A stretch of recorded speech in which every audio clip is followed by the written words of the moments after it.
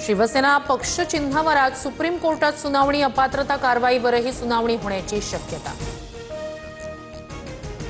पुणे जमीन व्यवहार प्रकरणी मुद्रांक शुल्क भरण्यासाठी अमेडिया कंपनीकडे फक्त 10 दिवस, 42 कोटी कोण भरणार प्रश्न उपस्थित, शुल्क न भरल्यास कंपनीवर जप्तीच्या कारवाईची शक्यता।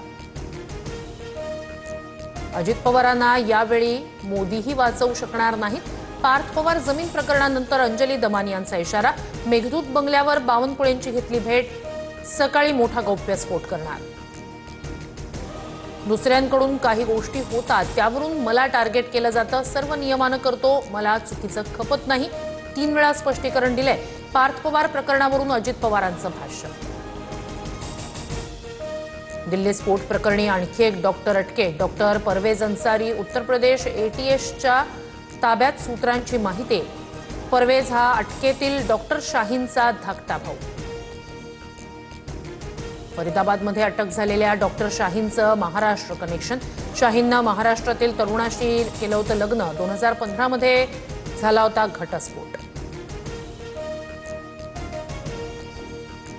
अनेक एक्झिट पोलनुसार बिहारमध्ये एनडीए सरकारला पसंती, मॅट्रेस आणि आयएनएस नुसार एनडीएला 147 ते 167 जागा, तर इंडिया आघाडीला 70 ते 90 जागा मिळण्याचा अंदाज।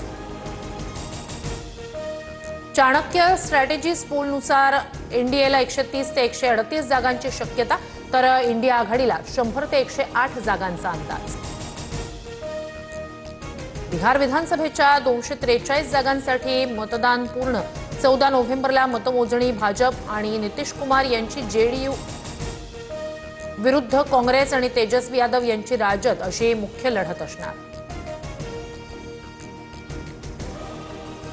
एमसीए निवडणुकीत पुन्हा नाट्यमय कलाटणी, शरद पवार आणि आशिष शेलार यांच्यात युती, ग्रुप पॅनलची घोषणा, उपाध्यक्षपद जितेंद्र आव्हाडांकडे।